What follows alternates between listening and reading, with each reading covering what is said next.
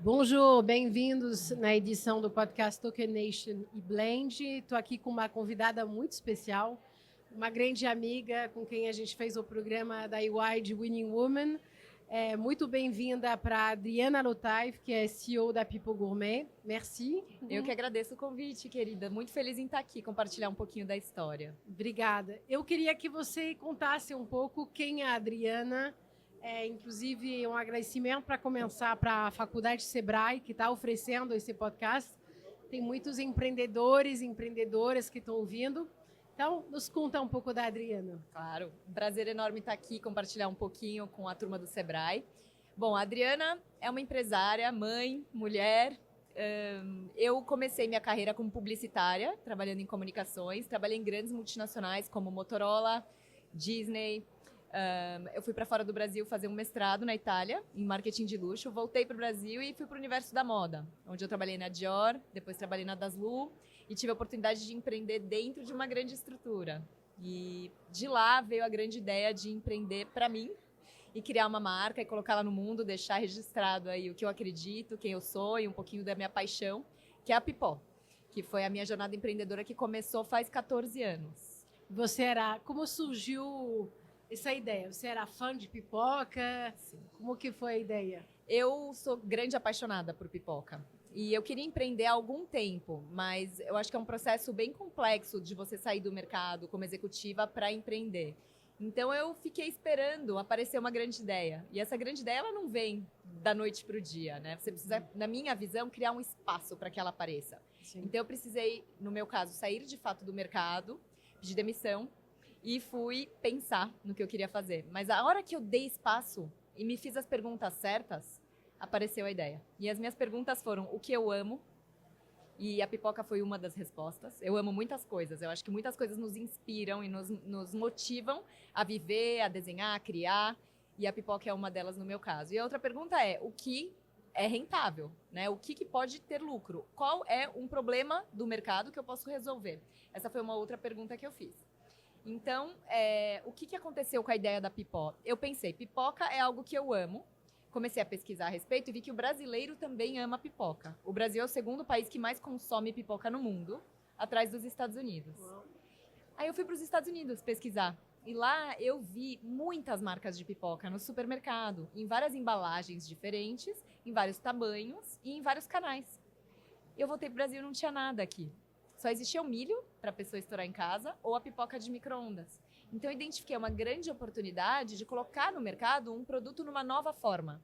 Então, oferecer a pipoca pronta para consumo, numa embalagem super especial e transformar um pouco esse hábito de consumo, que era muito simples, num hábito mais especial ou para confraternizações, para festas, para presente. E essa foi a ideia. Como apresentar a pipoca de uma forma diferente para o mercado nacional. E a gente veio tua influência de moda, porque realmente tem uma roupagem diferente, né? Tem, super. Eu acho que a minha experiência na moda e no luxo fizeram com que eu desse essa cara para a pipoca, né? Porque a embalagem foi pensada como algo fundamental para despertar o desejo de compra do consumidor no primeiro momento. Ela tinha que ser linda, ela tinha que ser especial e tinha que transformar a pipoca num presente. Porque até então, as pessoas não estavam acostumadas a dar pipoca de presente. Só chocolates, vinhos, outras flores, mas pipoca nunca. Sim. Então a ideia era, como que a gente pode transformar a pipoca em algo especial, já que ela já representa alegria? Ela já é consumida em momentos de confraternização, de celebração, quando você está com quem você ama.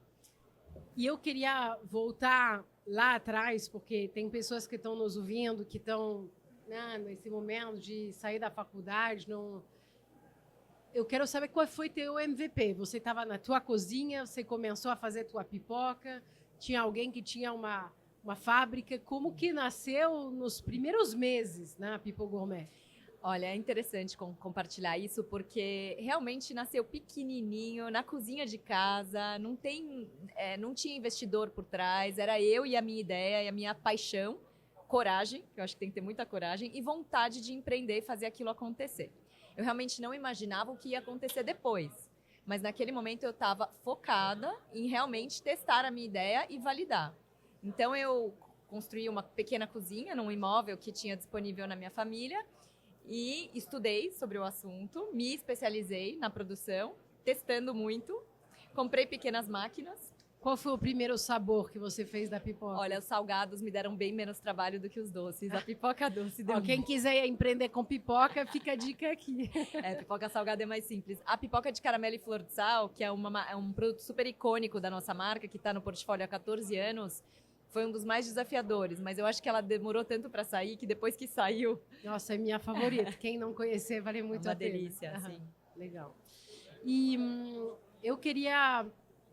você contar um pouco das dificuldades, assim, do maior erro que você fez, que talvez você daria de dica para quem está nos ouvindo, quem empreender, e você teria gostado alguém te contar isso lá atrás. Eu acho que, como a gente começou uma categoria nova que não existia, a gente foi desbravando esse mercado e tendo que ter coragem e ousadia de experimentar coisas novas. Uma delas, por exemplo, foi posicionamento de preço. Então, a pipoca, como eu vim do mercado de luxo, eu posicionei ela como um produto muito premium, já de cara. Por um lado, isso foi muito bom, porque a gente gerou um desejo muito grande em relação à marca. E por outro, eu não estava competindo com os grandes players do mercado por preço. Eu estava, na verdade, posicionando ela como algo muito especial e não tinha nada comparado àquilo. Só existiam outros produtos, como os chocolates que eu mencionei, por exemplo. Então, eu acho que isso foi muito estratégico e muito bom.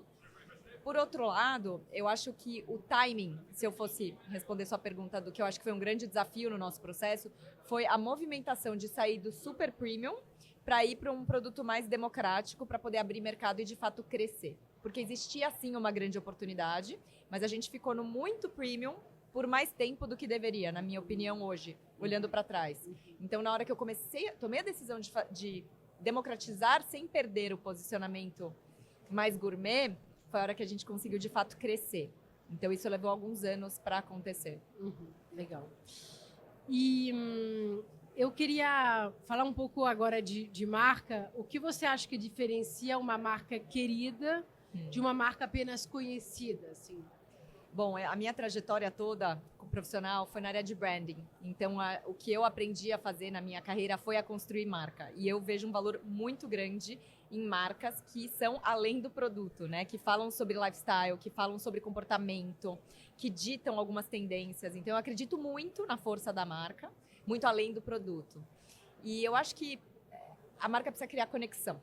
Eu acho que a grande virada de chave está na hora que você se conecta com aquela marca para além do consumo daquele produto.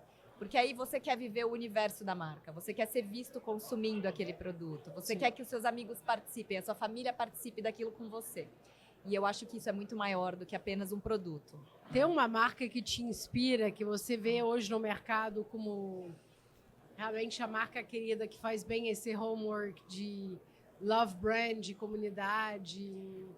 Olha, são tantas marcas, né? Dentro do universo de alimentos, você está me perguntando, ou no geral? Não, no geral, assim. Eu vou falar uma, por exemplo, que para mim faz super bem esse trabalho de transcender a categoria, que é a Alo Yoga. A Alo Yoga estava agora no Festival de Cannes, na França. Legal. E eles criaram uma experiência com a Vogue França de wellness, com as maiores influenciadoras do mundo, com todas as vertentes de wellness. Então, eles não estão falando apenas de roupa de yoga. Perfeito. Eles foram em cima da categoria para falar de wellness. Então, perfeito. Acho que um exemplo que me veio na cabeça, você falou de esporte, eu também sou uma pessoa muito ligada em esporte. A Nike, para mim, é uma grande referência de marca, que tem um guarda-chuva muito amplo, que extrapola completamente onde eles nasceram, que foram nos sneakers, né? Exato. Então, eles falam de comportamento o tempo inteiro. Eu acho que é uma marca que explora isso muito bem, com arte, com comportamento de rua, streetwear, enfim, eu acho que... Mas na parte de alimento, onde eu acho que é teu mérito, é fazer isso com a pipoca. E aí, minha pergunta é como você fez a partir de uma marca de pipoca para tornar isso uma marca de lifestyle? Foi através das collabs? Nos conta como você levou a marca além do produto. Perfeito. Primeiro, eu acho que pipoca, ela é cultura, né? E eu acho que a nossa marca, ela é arte, ela é cultura, ela é moda, ela é um pouco de tudo. A gente traz tudo isso, não só para o produto, a partir dos sabores que a gente cria, mas também para as embalagens, como a gente já falou. Mas mais do que isso, logo que a marca nasceu, eu tentava relacionar... A pipoca é uma comida muito afetiva, né? Sim. Então, eu gosto muito de pipoca porque quando eu era criança, minha avó jogava pipoca na sopa. Meu pai e eu, a gente pulava refeições para comer pipoca. Então, ela faz parte da minha infância. que eu fiz com isso? Eu comecei a colocar pipoca em outros alimentos. Então, vamos jogar pipoca na salada, vamos fazer uma harmonização. Vamos jogar pipoca num sorvete. A partir disso, você está saindo um pouco da pipoca e está entrando na gastronomia como um todo. Legal. E isso, dentro de um universo mais gourmet, funciona muito bem. E você fala com outros públicos de outras marcas. A mesma coisa acontece com as collabs. Então, a gente nasceu com collabs de alimentos. Então, a gente já teve marcas de paçoca, a gente tem marcas de... chocolates, a gente tem marca de manteiga, a gente teve marca de açaí, enfim, várias marcas grandes e importantes que a gente associou ao nosso produto. Agora a gente está associando o produto a outras marcas, como, por exemplo, a pipoca no sorvete da Roxinha. Então, a gente tem marcas como o Leitinho, o Kit Kat, que a gente traz para dentro da pipoca, e a gente está levando agora a nossa pipoca para fora. Nisso, a gente faz um cross muito grande de comportamento, de cultura, de hábito de consumo. E a gente inova o tempo inteiro, mostrando para o consumidor que é possível consumir aquele produto de várias formas diferentes. E tem uma collab que talvez você não estava apostando tanto e você ficou surpresa o quanto isso pegou? Acho que a collab mais surpreendente, eu gosto de trazer, foi a primeira que a gente fez com personagens ou com uma marca que não era de alimentos, que foi com a Netflix. Essa foi fantástica. Quando a Netflix veio para o Brasil, eles procuraram a Pipó porque estavam buscando uma marca de pipoca para se associar. Era um evento pós-pandemia, um momento bem pós-pandemia, então as pessoas estavam em casa, ninguém estava indo ao cinema, e você tem o hábito de assistir filme comendo pipoca. Então, qual seria a marca de pipoca mais bacana? A Netflix identificou a pipoca, foi um grande orgulho, uma grande honra pra gente. E a gente criou uma pipoca em parceria com a Netflix pela primeira vez, não com um produto de alimento, e sim com uma marca de entretenimento, de conteúdo, de comportamento. Que legal. Então, ali foi, assim, um marco na nossa história. E esse ano, pela primeira vez, a gente traz novamente personagens brasileiros para as nossas embalagens, que são os personagens da Turma da Mônica.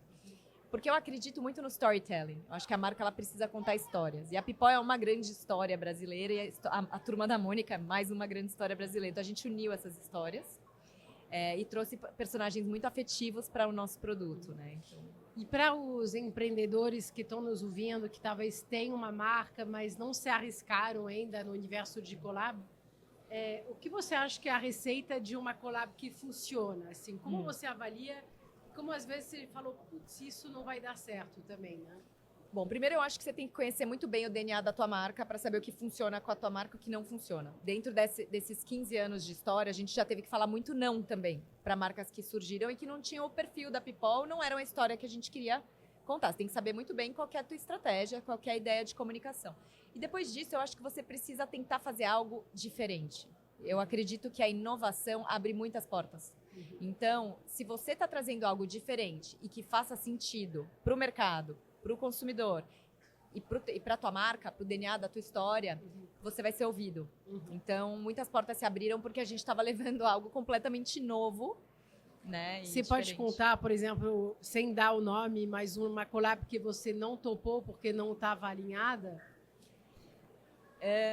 Acho que a gente teve com algumas marcas de tempero, com algumas marcas de bacon. Eram alguns produtos que não combinavam muito bem com o DNA da Pipó. Não que não combinem com pipoca. Acho que até combinam com pipoca, mas não fariam sentido com o nosso Eu acho muito importante o que a Adri está falando para os empreendedores que estão ouvindo, porque às vezes a gente vê o gasto de branding como um gasto de marketing, fala, nossa, eu prefiro investir em performance, né? Mas se a gente não tiver as bases muito sólidas da marca, a gente pode destruir o que a gente construiu em 1 minuto, né? Através de uma crise de reputação. Então, acho que é um ponto importante. Tem uma pergunta que o branding é mais importante que o produto? Qual é o seu ponto de vista sobre isso? Olha, eu como profissional de branding, talvez antigamente dissesse que sim, mas hoje em dia eu afirmo que não, porque se você não tiver um bom produto, não adianta você ter uma marca incrível. Acho que as duas coisas precisam ser muito boas. Você precisa ter um bom produto antes para sustentar todo o trabalho de branding que você vai fazer. Então, acho que as duas coisas caminham juntas e são uma tão importante quanto a outra. E para a parte de produto, você trabalha com chefe? Como que você trabalha essa parte de sensorialidade do produto? É muito doce, muito salgado? Como que é esse backstage, assim? Olha, eu não sou uma pessoa da área gastronômica, não tenho muita experiência na gastronomia, mas hoje em dia eu posso dizer e afirmar que eu conheço muito sobre pipoca e eu sou super crítica com a parte sensorial. Então, eu participo do processo de desenvolvimento de todos os sabores do início ao fim. Eu já sei mais ou menos qual receita funciona, mas a maioria delas precisa de testes. A gente não tem um chefe dentro de casa, a gente tem uma pessoa de pesquisa e desenvolvimento e toda uma área de produção que se envolve também. Geralmente, quando envolve um parceiro, ou o parceiro tem um chefe, ou o parceiro tem alguém de pesquisa e desenvolvimento que colabora com a gente nesse desenvolvimento. A gente faz a 4 mãos. Mas sempre muitos testes são realizados até a gente chegar numa validação para os 2 lados. A gente Legal. é bem crítico. Eu queria a tua opinião, porque eu vi que muitas marcas de luxo estão indo cada vez mais pela gourmetização, né? Você tem o café da Lacoste, Sim. enfim. Então, o que você acha desse movimento que talvez a parte do alimento está saindo da categoria para entrar mais no aspiracional, no lifestyle, né? Eu acho maravilhoso. Eu acho que quanto mais pontos de conexão a marca tiver com o seu consumidor ou com novos consumidores que ainda não consomem, melhor. Eu acho que a gente cria conexão dessa forma, através da experiência. Quem sabe uma collab da Pipo com uma marca de perfume, por exemplo? Quem sabe? Eu acho maravilhoso. Legal. Adoro. Vamos falar um pouco de arte, né? A gente está aqui no Token Nation, tem toda uma parte de galeria de arte digital. Como começou sua relação com arte?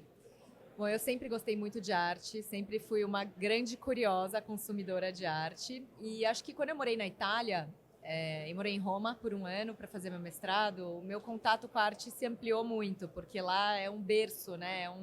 É uma produção de arte, desde a da arte antiga até uma arte mais moderna, e eu frequentava muito os museus, as igrejas. As igrejas foram grande fonte para mim de pesquisa e de contato com a arte, uma arte diferente. Desde os vitrais, que me encantavam muito, até, enfim, as peças, de fato, dentro das igrejas. E eu, quando eu voltei para cá, passei a consumir cada vez mais arte nos eventos, nas exposições, nas galerias, no SP Art, enfim, tudo que eu posso, eu estou sempre em contato. E também com artistas, amigos, amigos de amigos, sempre trocando muito e consumindo dentro do que eu posso e do que eu gosto. Acho que a arte, ela inspira muito, a arte questiona muito e o empreendedor questiona muito. Eu vejo essa conexão muito forte. E eu acho que talvez a arte ensina também sobre negócios, né? Muito. A arte questiona e eu acho que o empresário, o empreendedor precisa questionar, né? E então eu conecto muito essa visão do artista com a visão do empreendedor. Sim, né? sim. E a criatividade também, porque você precisa criar. A gente estava falando de IA, né? E todo mundo está se perguntando, putz, o que eu devo fazer com o meu negócio, até onde eu coloco IA.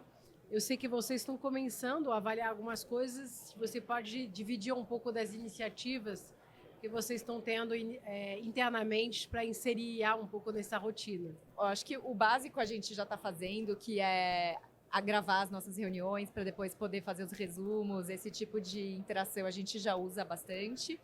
Usar também para pesquisar, para poder elaborar relatórios, para poder elaborar conversas, para analisar contratos. A gente também já faz alguma coisa nesse sentido. E a gente está tentando desenvolver um bot, né?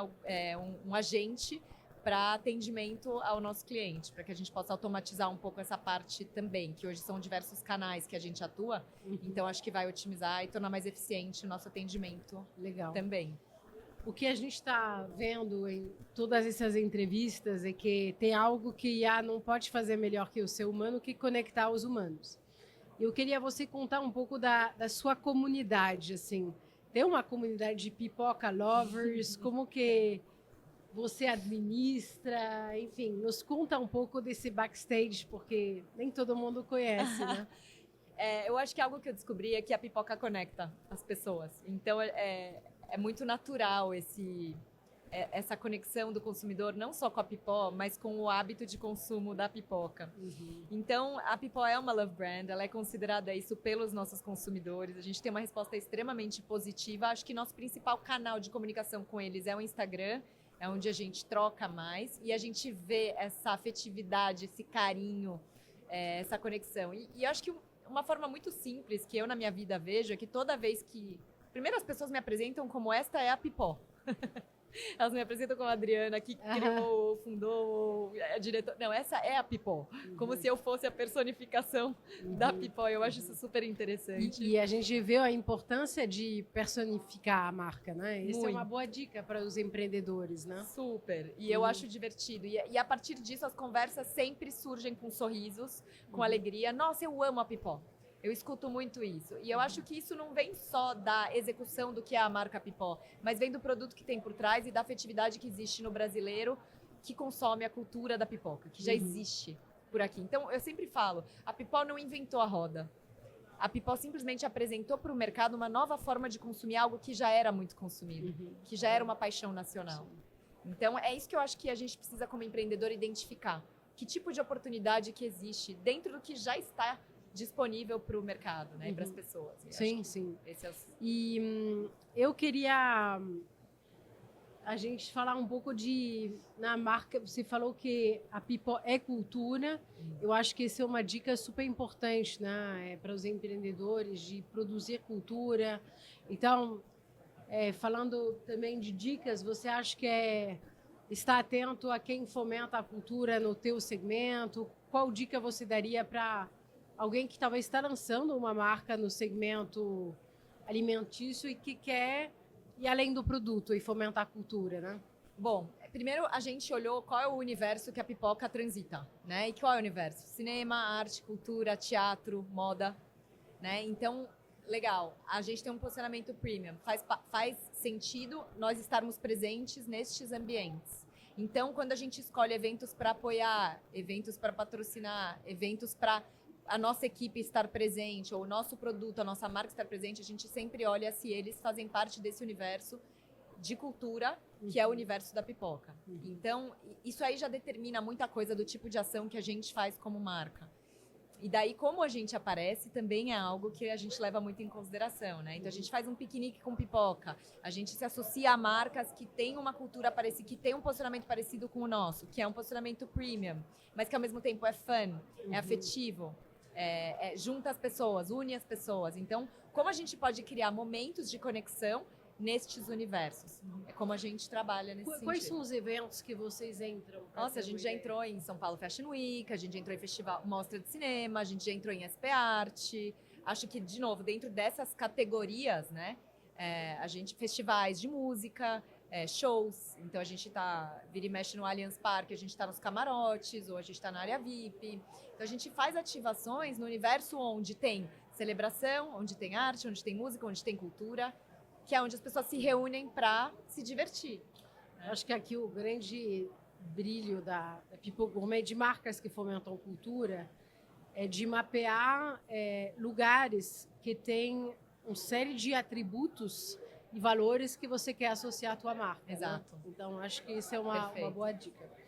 E eu sempre tenho essa pergunta no final, brincando que a gente está num navio espacial, que a gente está em 2030.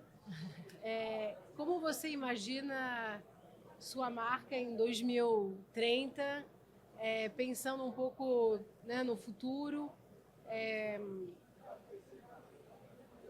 Se a gente tivesse que viajar um pouco no tempo, o que você acha que seria diferente? Olha, olhando para frente, a gente está vendo um fenômeno muito importante no mercado alimentício, que é essa busca por alimentos funcionais. Então, alimentos proteicos, alimentos que têm outros tipos de funcionalidade, como fibras, etc. Então, eu enxergo o caminho dos snacks, ou dos produtos alimentícios, como produtos que entregam mais do que apenas o carboidrato ou o prazer de serem consumidos, e sim uma funcionalidade a mais. Eu acho que esse é um caminho que não tem volta. Então, olhando para a Pipó, a marca hoje, ela tem apenas pipoca no portfólio, mas a gente tem uma assinatura que é do milho ao pop, que fala um pouco disso que a gente estava falando sobre a cultura pop, ser uma marca pop e ao mesmo tempo fala do som do milho estourando, que é o pop, né? Então a nossa assinatura fala tudo isso e ao mesmo tempo traz o milho como uma estrela. Então a nossa intenção é poder estender portfólio com outros snacks à base de milho para crescer esse portfólio, falar também sobre funcionalidade, falar cada vez mais sobre saúde e, eventualmente, sair do alimento e ir um pouquinho mais para esse universo também de wellness, de atividade física, de snacks que suportem esse comportamento e esse lifestyle que a gente acredita e gosta como empresa, Então, né? se tem pessoas desses segmentos que estão ouvindo o nosso podcast, podem entrar em contato com a Adriana. Com certeza, a gente está agora, o spoiler mais ou menos, porque a gente esteve na APA semana passada e mostrou esse produto, a gente está lançando a primeira pipoca com whey protein do mercado brasileiro. Uau! Super legal, em parceria com a Dux, que é uma super marca de whey Tudo a protein, ver. Aham. muito boa, Super premium. super Sim. premium, que tem a ver com o nosso posicionamento, um pouquinho do que a gente já conversou. E agora entregando algo a mais, que são 14 gramas de proteína no pacote de pipoca doce e 9 gramas de proteína no pipoca salgada. Uau. Então você vai poder se divertir, consumir algo que você gosta e ao mesmo tempo se nutrir. E para terminar esse podcast, para os ouvintes que estão se perguntando, putz, qual seria as dicas que você gostaria de dar para esses futuros empreendedores, ou talvez para a Adriana lá atrás, que seria algo importante para eles terem em mente para ter uma jornada de sucesso como a sua? Algumas coisas. Primeiro, eu acho que coragem e paixão.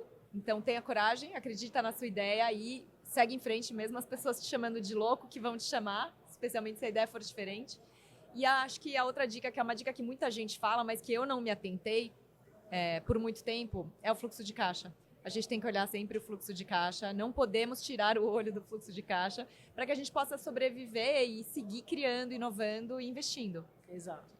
E eu vou dar mais uma camada de dica, o que os americanos chamam de shadowing, de estar na sombra de pessoas que você admira. Para mim, a Adri é uma dessas, que é muito... essa sororidade, também estar com empreendedores que já fizeram história no segmento onde vocês querem empreender, né? Eu acho que esse papel de humildade quando se começa, de entender quem passou por lá, o que deu certo, não deu certo. Perfeito. Tem a IA, mas a IA vai funcionar bem de acordo com o teu prompt e tua pesquisa de mercado. Então, acho que esse é um... Acho que a IA, ela vai trazer, ela vai ser um apoio, na minha visão. Eu acredito, tem muita gente com medo, né, do que a IA pode se tornar. Eu acho que se a gente souber usar a IA, mas não se perder das conexões humanas, a gente vai muito longe. O humano, ele é extraordinário e a gente tem que saber se conectar e trocar o máximo possível. Exato. E a Blend é isso, é sobre criar conexões que não existem na vida real. Obrigada, Adriana. Você quer deixar as redes aí para as pessoas poderem acompanharem? Sim. O nosso Instagram, @pipogourmet. O meu Instagram, @dri_lotaif. Não sei se dá para escrever depois. E o nosso site, www.pipogourmet.com.br. Dá para comprar pipó lá ou em outras plataformas e marketplaces, se não tiver na sua cidade. Obrigada. Obrigada. Um prazer.